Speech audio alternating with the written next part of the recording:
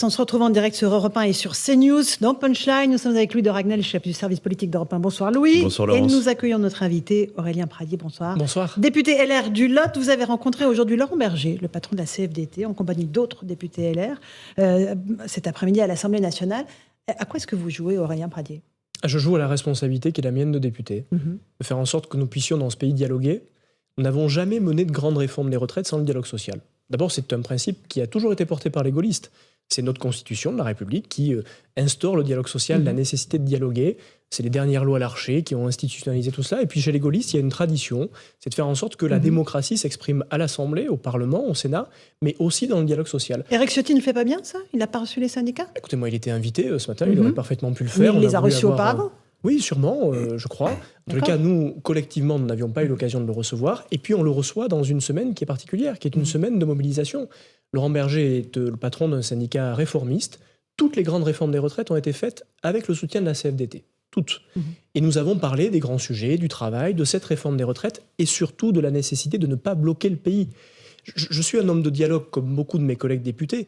Notre responsabilité de député, c'est de ne pas contribuer à la fracturation du pays. C'est de faire en sorte que pour éviter le blocage, nous puissions dialoguer. Donc vous ne voterez pas à cette réforme. Laurent Berger non plus n'était pas d'accord avec ça. Donc vous êtes d'accord en fait. Ça servait à quoi de se rencontrer ? Non, nous avons eu des points de divergence avec Laurent Berger. On n'est pas d'accord sur tous les points.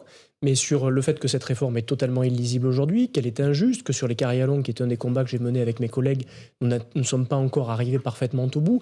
Et puis surtout que nous sommes passés à côté de tous les vrais sujets. Avant même de parler de la retraite, il faut parler du travail, il faut parler de l'emploi, de tout ce qui fait la retraite ensuite.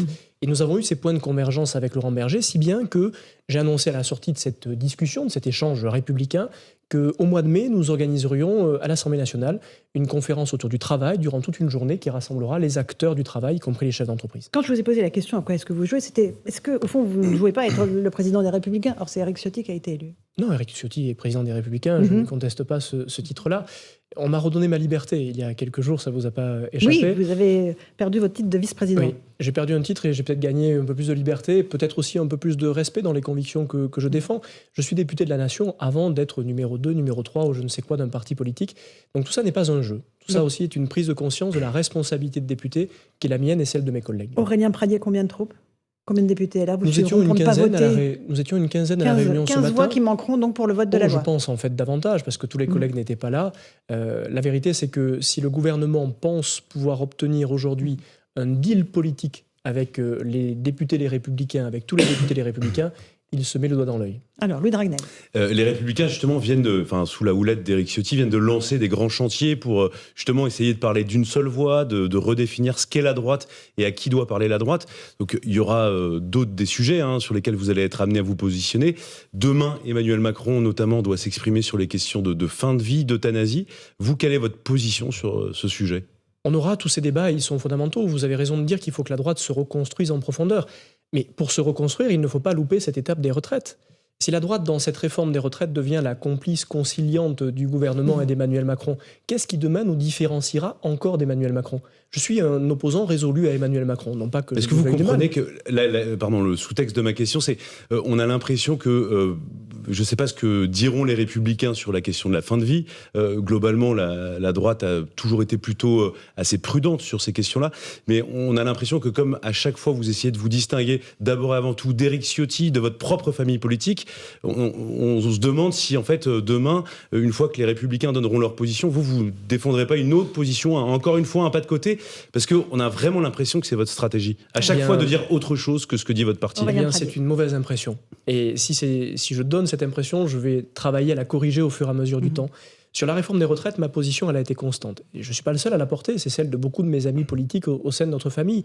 Nous ne sommes pas macronistes. Il n'y a donc aucune raison de faire un deal avec Emmanuel Macron comme ça a été fait trop précipitamment. Vous m'avez toujours entendu le dire. De la même manière, vous m'avez toujours entendu dire que sur la réforme des retraites... Vous avez soutenu par exemple des candidats à la présidentielle. Bien sûr. Je pense à Valérie Pécresse qui proposait une réforme qui allait bien au-delà de ce qu'a proposé Emmanuel Macron. Et à l'époque, ça ne semblait pas vous gêner plus que ça. Si vous m'aviez écouté à l'époque, je vous assure que j'ai exprimé beaucoup de réserves. Vous n'avez pas quitté l'équipe de Valérie Pécresse. Non, je n'ai pas été candidat à l'élection présidentielle. Vous m'auriez reproché d'ailleurs... Non, mais si c'était un désaccord fondamental... Je vais terminer Vous auriez pu exprimer ce désaccord. J'ai toujours dit, y compris à cette époque-là, que pour moi, la bonne réforme des retraites, c'était celle qui jouait sur la durée de cotisation. Je n'ai pas été candidat aux dernières élections présidentielles. Ma liberté de parole, elle grandit au fur et à mesure que mes missions politiques grandissent aussi. Et je construis le message que je veux adresser à notre pays, pas seulement moi, mais cette droite populaire. Je pense qu'on ne peut pas demain reconstruire la droite si on devient une sous-gamme de la Macronie, comme c'est en train de devenir le cas aujourd'hui. Et enfin, je pense qu'on doit respecter le travail. Cette réforme des retraites, notamment sur les carrières longues, vous m'avez beaucoup entendu défendre cela, déjà à l'époque de Valérie Pécresse d'ailleurs, en disant que ceux qui avaient commencé à travailler tôt ne pouvaient pas être les grands perdants de cette réforme des retraites. C'est une philosophie politique, c'est une approche du respect du travail et de l'effort.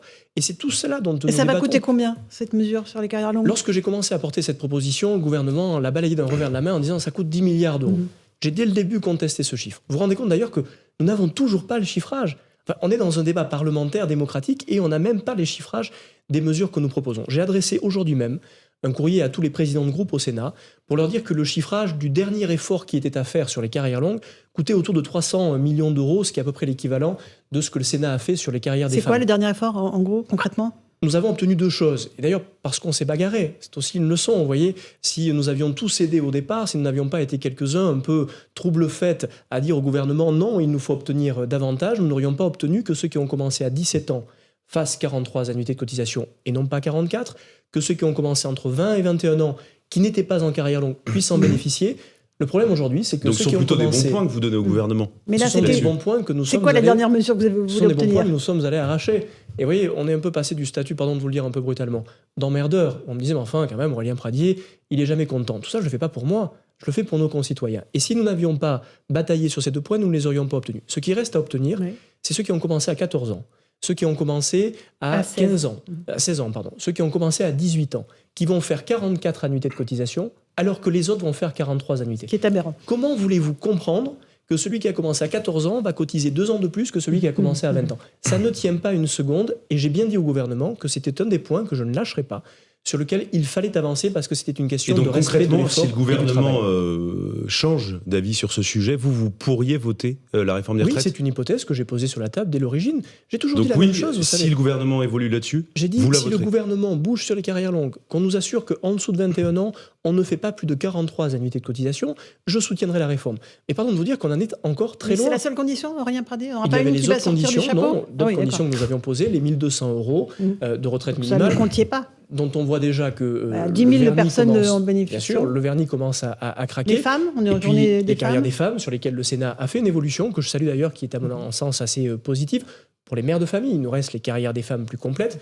Enfin, si j'avais eu à faire cette réforme, et il ne vous a pas échappé que je n'étais pas au gouvernement, je l'aurais faite sur la durée de cotisation, plus que sur l'âge légal, qui pour moi, plutôt pour Emmanuel Macron, est une manière de se racheter de l'autorité politique sur le dos des Français. Notre pays est trop faible pour être divisé. C'est facile en politique de vouloir fracturer un pays.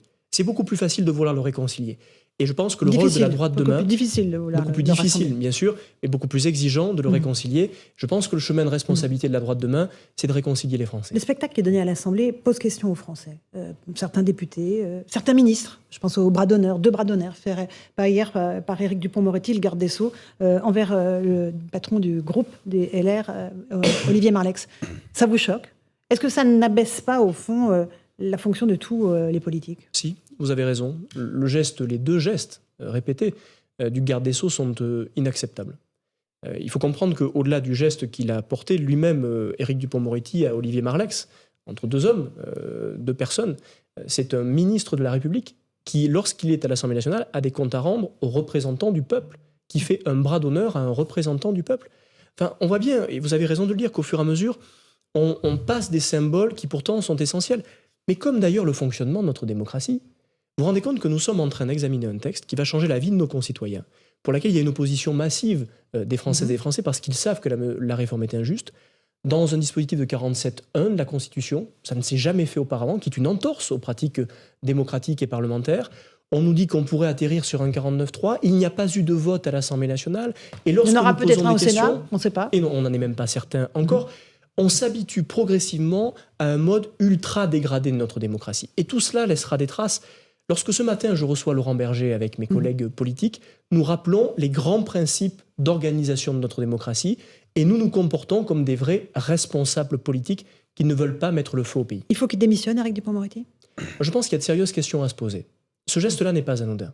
Il peut se chercher toutes les excuses du monde. Il y a une portée symbolique. Mais vous savez, il y a quelques années, la question ne se serait pas posée plus de 2 secondes. Il aurait sûrement dû présenter sa démission.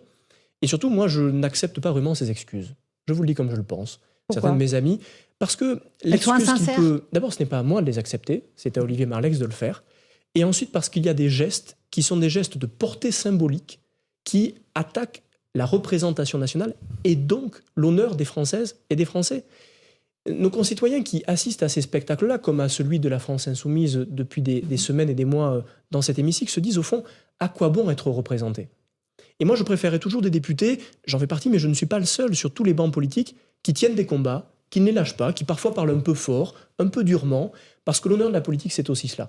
Pas des gestes déplacés, on n'est pas parfait, mais un geste déplacé et répété comme il l'a été, je considère que c'est une faute politique. Louis Dragnel. Il y a une trentaine de sénateurs LR qui veulent, et notamment Stéphane Lerudelier, une loi pour limiter le droit de grève, notamment dans les raffineries, notamment au moment des départs en vacances. Vous, qu'est-ce que vous en pensez ? J'en pense qu'à chaque fois qu'il y a des grèves massives dans le pays, on resserre ce sujet-là et que nous n'aboutissons jamais. Mais envisageons la possibilité que ça puisse Bien aboutir. sûr. Dans d'autres pays, une telle loi a déjà été mise en place et ça fonctionne. Chez nous, ça n'a jamais fonctionné. D'abord parce que le droit de grève est un principe constitutionnel. C'est pas tout à fait anodin. Mais c'est pas une entrave là pour le coup au principe constitutionnel du droit de grève. Si, ça peut l'être. Ça peut l'être, et c'est pour ça d'ailleurs que jusque-là, quand on a voulu avancer sur ces sujets, il y a eu d'extrêmes précautions qui ont été prises, notamment sur les services minimums, etc., etc. Moi, je crois pas. Vous pensez que le service minimum, par exemple, est une entrave à la liberté de grève ? C'est d'ailleurs pour ça qu'on a pu le mettre en place. C'est un peu un service minimum, en fait. Mais aller au-delà est, à mon avis, peu opérationnel. Moi, ce que je souhaite, c'est qu'on ne cherche pas des lois qui vont venir ajouter des contraintes à nos concitoyens. Moi, je respecte les grévistes. Je n'en suis pas un. Je veux tout faire pour que nous évitions le blocage du pays. Mais ce n'est pas parce qu'on va imposer aux Françaises et aux Français un service minimum je ne sais où qu'on va empêcher les grèves. Ce qu'il faut, c'est renouer le dialogue. Nous sommes un pays qui est aujourd'hui une cocotte minute. Et je le redis, il est bien plus simple de mettre du feu sur la fournaise que nous connaissons aujourd'hui que d'essayer d'apaiser le pays. On a besoin de se reparler dans ce pays. Et c'est ça le rôle des politiques, plus que d'avoir des opérations de communication avec telle ou telle loi dont on sait qu'elles n'aboutiront jamais. Et c'est ce que vous faites, évidemment. Vous utilisez votre liberté d'expression au sein des Républicains. Mais quel est votre agenda ? Est-ce que vous n'avez pas un agenda personnel, au fond ? Est-ce que vous n'êtes pas dans une stratégie qui vise à vous faire connaître, à amener la lumière sur vous pour 2027 ? On me prête beaucoup plus d'ambition que je n'ai en réalité. Vous n'y pensez pas ? Après, il faut éviter de me répéter toujours cela, parce que je vais finir vous avez quand même été candidat à la présidence de votre parti, enfin, ce qui montre que vous avez une ambition assez haute. Je ne sais pas si j'ai une haute ambition, peut-être plus modeste que vous ne l'imaginez. J'ai un parcours politique qui n'est pas un parcours tout à fait traditionnel, on peut l'apprécier ou pas, mais j'ai un parcours d'élu local, de gamin du Lot qui vient d'une famille qui n'a jamais fait de politique, et j'ai beaucoup de chance de pouvoir servir des idées aujourd'hui. Peut-être que ce que nous avons perdu de vue aujourd'hui, c'est que en politique, il peut y avoir des femmes et des hommes qui s'engagent pour des idées, des convictions, des valeurs, peut-être avant même une ambition personnelle. L'ambition peut venir et elle fait partie de la vie politique, mais il faut vous habituer à nouveau à ce qu'il y ait des femmes et des hommes politiques qui défendent des idées parce qu'ils croient en ces idées et pas seulement parce qu'ils voudraient se faire connaître. Vous avez une mission politique, Aurélien Pradié. Une mission politique, vous l'avez évoqué tout à l'heure. C'est quoi votre mission politique ? Je viens d'une famille qui ne faisait pas de politique. Pour moi, la politique est une magnifique chose. Pouvoir être utile aux autres, servir nos concitoyens. Donc oui, je considère que c'est une mission que je n'ai pas envie d'abîmer. Je ne suis pas parfait, il m'arrive de commettre des erreurs et d'avoir des écarts sûrement. Et c'est pour ça que je parle de mission. Les Français ont besoin aujourd'hui d'être représentés. Ils ont besoin d'être défendus. Et ils ont besoin que leurs représentants politiques soient à la hauteur de ces difficultés-là. Et voilà pourquoi j'assume d'avoir parfois du tempérament et du caractère. Parce que la France a besoin aujourd'hui de tempérament et de caractère. Mais j'ai appris une chose, c'est que tout cela, on ne peut jamais le réaliser seul. Que mon parcours a souvent été solitaire, parce que j'ai toujours été élu dans des conditions très difficiles. À force de me taper sur la figure, faire taper sur la figure, j'ai appris un peu la solitude. Mais je sais aujourd'hui qu'il n'y a pas de belle aventure politique pour notre pays si elle n'est pas collective. C'est ce que j'essaie de construire avec mes amis, c'est ce que nous avons commencé à faire ce matin et que nous allons faire longtemps encore, je l'espère. Il y a 3 jeunes qui ont posé en une de l'incorrect et ça a fait beaucoup de bruit. Il s'agit de Guillaume Carayon pour les Républicains, Stanislas Rigaud de Reconquête, Pierre Romain-Thionnet pour le Rassemblement national. Les jeunes coupent le cordon, c'était ça le titre de cet article. Vous n'avez rien dit à monsieur Carayon, c'est normal. Vous dites c'est la liberté d'expression, il a le droit de dire que les digues peuvent sauter. Je ne lui ai rien dit parce que je n'ai rien à lui dire. Je l'ai eu au téléphone. Je lui ai donc dit vous lui avez dit quelque chose, donc oui, je lui ai dit 2 choses. Que ça ne paraissait pas très efficace en réalité. Ouais. Je ne veux pas faire insulte à ce magazine, mais si vous voulez reparler à tous les Français, il faut sûrement leur parler de leurs vrais problèmes plus que de ces questions-là. On est d'accord. Mais ce que je lui ai dit en revanche, c'est qu'il ne me trouverait jamais sur son chemin pour l'empêcher de dire quoi que ce soit, y compris parfois de dire des bêtises s'il en disait. J'ai moi-même un peu vécu dans ma famille politique le fait que lorsqu'on disait quelque chose qui n'était pas tout à fait couleur locale ou qui dérangeait, on en soit exclu. C'est pas pour faire la leçon aux autres. Moi, je crois qu'il faut reparler à tous les Français. Je refuse de faire des catégories chez nos concitoyens. Et oui, il va falloir aller reparler aux Français qui ont voté pour Marine Le Pen, à tous ceux qui ne votent plus aujourd'hui dans notre pays. Et pour ça, il faut que la droite populaire retrouve de l'énergie et de la force. Reparler à tous les Français. Arrêter de parler à des catégories de concitoyens. Avec quelle idée force? Le travail qui paye, c'est ça la grande idée de la droite pour les prochaines années? C'est le travail, et au-delà du travail, c'est la dignité. Je crois qu'une des profondes blessures de notre pays et de nos concitoyens, c'est la perte de dignité. Dans les familles, dans leur environnement de travail, dans leur vie quotidienne, nous n'avons plus de repères. Et cette perte de dignité, elle est prodigieusement difficile à supporter pour les Françaises et les Français. Le travail fait partie de la conquête de la dignité. Et je refuse que Sandrine Rousseau soit la seule à parler du travail. Voilà pourquoi il me semble que la droite doit aussi réinvestir ce champ du travail. Avoir des idées nouvelles. Ça fait des années que nous n'avons pas eu de réflexion nouvelle. Mais lesquelles? Allez-y. Quelle idée nouvelle pour le travail? La question du travail, la conférence que nous allons organiser au mois de mai, va nous permettre par exemple de travailler sur la semaine de 4 jours, travailler 38 heures. Travailler plus, mais travailler mieux, qui est un enjeu de société aujourd'hui. Je crois trop au travail pour ne pas vouloir aussi le faire progresser et le moderniser. Il faut simplement que nous acceptions à droite d'être à nouveau des audacieux, ce que nous n'avons pas été depuis trop longtemps, ouvrir des chemins, parler de tous les sujets, d'écologie, parler d'immigration évidemment, parler de fin de vie, sur lequel je vous confie aujourd'hui avoir de vrais questionnements. Je ne sais pas s'il faut évoluer. J'ai besoin d'un débat pour cela. Justement, c'est la question aussi que je voulais vous poser, parce que vous n'avez pas répondu à ma question tout à l'heure. C'est pour ça que je vous donne C'est pour ça qu'il y venait là, voilà. Non, mais sur l'euthanasie, est-ce que vous pensez qu'il faut aller plus loin? Est-ce que vous considérez que l'offre de soins palliatifs en France est insuffisante? Qu'est-ce que vous pensez de tout ça? Je veux que nous respections tous les points de vue. Moi-même, dans ma vie, comme ça arrive pour beaucoup de Français, j'ai changé d'avis sur cette question, au regard des expériences que j'ai pu avoir. Je pense qu'on ne peut pas vraiment choisir sa fin de vie. Je pense que la société dans laquelle nous sommes a une tendance à vouloir tout consommer, tout contrôler, y compris peut-être nous faire croire qu'on peut contrôler notre propre mort. Je ne le crois pas profondément, philosophiquement. Ça ne veut pas dire que je suis opposé à toute évolution. Je pense qu'il faut d'abord travailler sur les soins palliatifs, qui aujourd'hui sont dans un état de fragilité extrême. Je pense qu'il faut que nous ayons le débat, que nous cessions de nous caricaturer les uns les autres. Et je vous demande de me laisser le droit de douter. Parce que sur des sujets aussi essentiels, la force politique, c'est parfois un peu le doute. Bien sûr, mais vous évoquiez le fait que justement vous êtes attaché au fait qu'on ne peut pas choisir sa mort, pour caricaturer, simplifier un petit peu, mais globalement il y a une rupture anthropologique qui peut se produire si le législateur décide d'autoriser le suicide assisté ou l'euthanasie. Oui, toutes les décisions que nous prenons à l'Assemblée nationale, sur ces sujets comme sur beaucoup d'autres en réalité, y compris sur la réforme des retraites, ont des conséquences structurantes sur notre société. Mais là, c'est une rupture anthropologique, c'est-à-dire c'est le rapport à la vie et à la mort. Toutes les ruptures sont importantes. Et je veux que nous n'en négligions aucune. Si demain nous voulons reparler à tous les Français, que ce soit la droite ou d'autres familles politiques, il nous faut leur parler de tous les sujets qui les concernent. Les sujets anthropologiques en font partie, les sujets civilisationnels sont fondamentaux, les sujets du quotidien ne sont pas à négliger. La vie quotidienne de nos concitoyens, pouvoir d'achat, inflation. Exactement, elle dit aussi beaucoup des grandes batailles à mener. Quand je me suis engagé avec plusieurs de mes amis sur le handicap ou contre les violences conjugales, parfois on a été un peu moqué en se disant ce sont des sujets de niche. Non, ce sont des sujets qui disent beaucoup des grands défis de notre société, de l'attention que nous portons aux plus fragiles et sûrement du projet politique que la droite populaire peut développer pour demain. Les droits des femmes, on en a parlé il y a quelques instants, les violences conjugales, fléau endémique dans notre pays, on n'arrive pas à les endiguer. Entre 2020 et 2021, une augmentation de 20% du nombre de féminicides. 20%. 122 femmes assassinées l'année dernière. 23 femmes depuis le début de l'année 2023. Nous avons à l'Assemblée nationale, et c'était avec mon groupe politique, j'en ai été le rapporteur, porté il y a quelques temps une proposition de loi adoptée à l'unanimité pour la généralisation du bracelet anti-rapprochement. On en est où aujourd'hui? Savez-vous que moins de 10 bracelets anti-rapprochement sont déployés dans le pays avant le passage à l'acte? On déploie des bracelets anti-rapprochement après la condamnation. C'est avant qu'il faut le faire. Et j'ai fait adopter contre l'avis du gouvernement il y a quelques mois, une nouvelle proposition de loi à l'Assemblée nationale pour la création d'une juridiction spécialisée, comme l'Espagne l'a fait. On tourne autour du pot alors qu'il nous faut désormais passer à la vitesse supérieure. Aurélien Pradier, député LR du Lot, était notre invité. Merci beaucoup Merci d'être venu ce soir.